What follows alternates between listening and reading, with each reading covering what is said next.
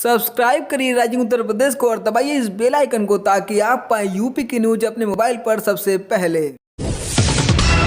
दिसंबर के तीसरे सप्ताह से मौसम में अब ठंड बढ़ रही है। बर्फीली हवाओं के चलने के बाद मौसम विभाग ने आने वाले 3 दिनों के लिए येलो अलर्ट जारी किया है। हालांकि बुधवार के बाद तापमान में वृद्धि हो सकती है। राजधानी का न्यूनतम तापमान 6.7 डिग्री सेल्सियस तो वहीं अधिकतम तापमान 19.8 डिग्री सेल्सियस पर दर्ज हुआ है। वहीं शहर का औसत AQI 211 पर दर्ज किया गया। प्रदेश के युवाओं को मुफ्त स्मार्टफोन और टैबलेट वितरण के इंतजार की घड़ी अब खत्म होने वाली है। भारत रत्न व पूर्व प्रधानमंत्री अटल बिहारी वाजपेयी के जन्मदिन पर योगी सरकार युवाओं को मुफ्त स्मार्टफोन और टैबलेट का उपहार देने जा रही है। मुख्यमंत्री योगी 25 दिसंबर को मुफ्त स्मार्टफोन और टैबलेट वितरण योजना का शुभारंभ करेंगे। सीएम योगी पहले चरण में राजधानी लखनऊ में भारत रत्न अटल बिहारी वाजपेयी इकाना स्टेडियम में अंतिम वर्ष के 1 लाख युवाओं को फ्री स्मार्टफोन और टैबलेट देंगे। कार्यक्रम में राज्य के हर जिले से बड़ी संख्या में छात्र और छात्राएं शामिल होंगे। मुख्यमंत्री के रूप में कान्हा की नगरी मथुरा में 19वीं बार पहुंचे योगी आदित्यनाथ विपक्षी दलों पर खूब बरसे। उन्होंने कई स्थानों पर पड़े आयकर छापों पर समाजवादी पार्टी को निशाने पर लिया। कहा कि छापों से समाजवादी पार्टी को पीड़ा हो रही है, ये चोर की दाढ़ी में तिनका है। सवाल किया कि 5 साल में किसी की संपत्ति 200 गुना बढ़ेगी, जवाब भी दिया। सपा सरकार में ऐसा देखने को मिला। मुख्यमंत्री यही नहीं रुके, कहा कि मथुरा में तीर्थ स्थलों का विकास और अयोध्या में राम मंदिर का निर्माण क्या सपा बसपा और कांग्रेस कराती। समाजवादी रथ यात्रा के 7वें चरण में रायबरेली का दौरा कर लखनऊ लौटे समाजवादी पार्टी के अध्यक्ष अखिलेश यादव ने मुख्यमंत्री योगी पर बेहद गंभीर आरोप लगाया। समाजवादी पार्टी के कार्यालय में उन्होंने प्रेस कॉन्फ्रेंस में अपने और सहयोगियों के फोन की रिकॉर्डिंग करने का आरोप जड़ा। प्रयागराज में कोरोना के 4 नए केस मिले हैं। इसमें एक ही परिवार के 3 सदस्य पति पत्नी व बेटा भी शामिल है। वे शहर के अशोक नगर के रहने वाले हैं। चौथा मरीज बेंगलुरु का रहने वाला है। वह किसी काम से प्रयागराज आया था। एयरपोर्ट पर हुई जांच में उसकी पॉजिटिव रिपोर्ट आई है। सांसद ब्रजभूषण शरण सिंह द्वारा युवा पहलवान को थप्पड़ मारने के बारे में मुक्केबाज विजेंद्र सिंह का गुस्सा फूट पड़ा। मेरठ में खिलाड़ी विजेंद्र सिंह ने कहा कि सांसद जी ने पहलवान को थप्पड़ मारा है, यह उनकी छोटी सोच को दिखाता है। इससे निंदनीय घटना कुछ भी नहीं हो सकती, मगर यूपी चुनाव में जनता इस थप्पड़ का जवाब देगी। वाराणसी के काशी हिंदू विश्वविद्यालय के नवनियुक्त कुलपति यानी वीसी लापता हो गए हैं। वाराणसी पुलिस छात्र हित में उनकी खोज करे। नवनियुक्त कुलपति प्रोफेसर सुधीर कुमार जैन की गुमशुदगी की रिपोर्ट दर्ज करने के लिए पुलिस को तहरीर दी गई है। BHU परिसर में सीर गेट के पास स्थित पुलिस चौकी में NSUI BHU के सदस्य कुलपति के लापता होने के संदेह में प्रार्थना पत्र लेकर पहुंचे। यहाँ पुलिस अधिकारियों को तहरीर देते हुए छात्रों ने कुलपति को खोज निकालने की मांग की है। पुलिस से तत्काल कार्रवाई करने का आग्रह किया गया है। उत्तर प्रदेश के विधानसभा चुनाव 2022 से पहले जन जन तक पहुंचने के लिए बीजेपी ने प्रदेश के 6 जिलों से जन विश्वास यात्रा को रवाना किया। अवध के मजबूत किले में मोर्चा संभालने भाजपा के राष्ट्रीय अध्यक्ष JP नड्डा पहुंचे थे। अंबेडकर नगर में यात्रा को रवाना करने से पहले बीजेपी के अध्यक्ष JP नड्डा ने जनसभा को संबोधित किया। नड्डा ने इस दौरान भाजपा के काम गिनाने के साथ ही भविष्य की योजनाओं को भी जनता को बताया।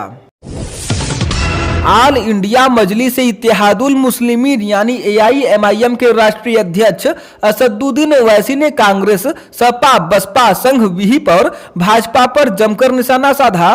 कहा कि हर बिरादरी ने अपने समाज के लिए कुछ न कुछ किया। इतनी बड़ी ताकत में रहने के बाद भी मुसलमानों ने कुछ हासिल नहीं किया।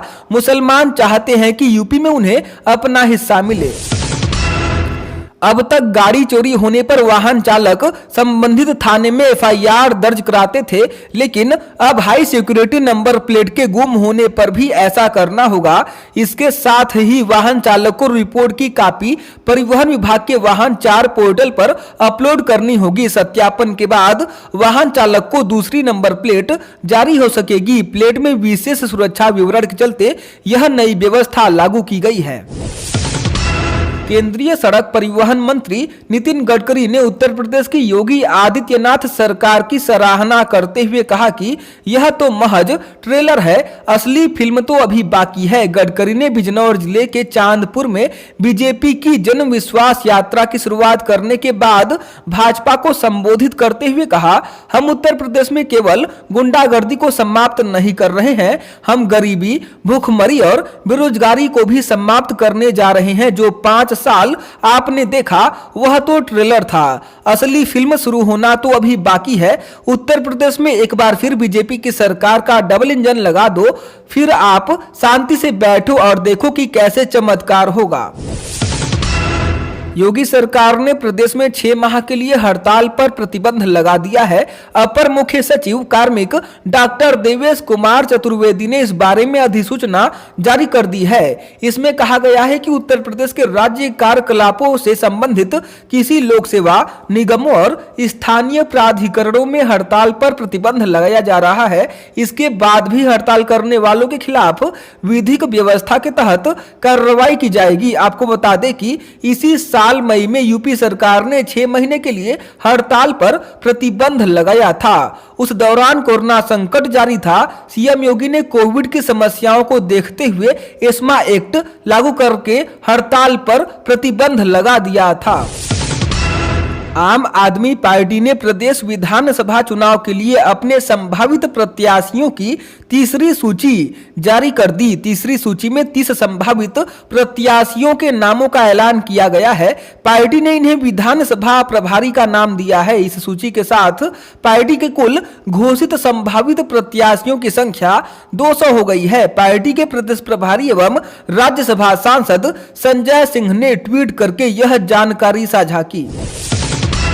बसपा के राष्ट्रीय महासचिव सतीश चंद्र मिश्र की मौजूदगी में 30 से अधिक अधिवक्ताओं ने मायावती के नेतृत्व में आस्था जताते हुए पार्टी की सदस्यता ग्रहण की। बसपा महासचिव ने कहा कि अधिवक्ता समाज हमेशा से बसपा के साथ रहा है। उन्होंने पार्टी में आने वालों का स्वागत किया। बसपा के महानगर अध्यक्ष पंकज कुमार सक्सेना ने सभी अधिवक्ताओं को बसपा में शामिल कराया। उन्होंने बताया कि बसपा की ताकत लगातार बढ़ रही है।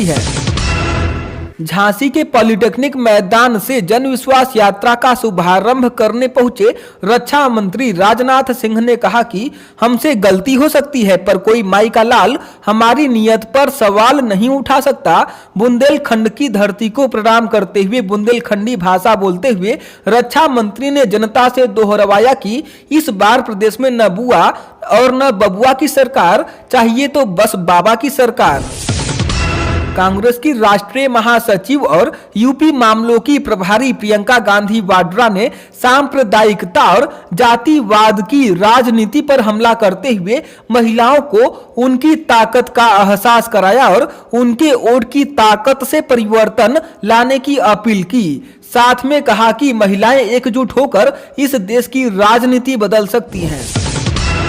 महाराजगंज रायबरेली में 10वीं के एक छात्र ने एक ऐसा अनोखा चश्मा बनाने का दावा किया है जिससे दृष्टिहीन भी देख सकेंगे। छात्र का दावा है कि इस चश्मे के माध्यम से दृष्टिहीन चेहरा पहचान सकेंगे, अखबार और किताबें पढ़ सकेंगे। छात्र ने अपने इस आविष्कार का प्रोजेक्ट और वीडियो इंस्पायर अवार्ड की वेबसाइट पर अपलोड किया है। हालांकि अभी इस प्रोजेक्ट पर कोई फैसला नहीं लिया गया है।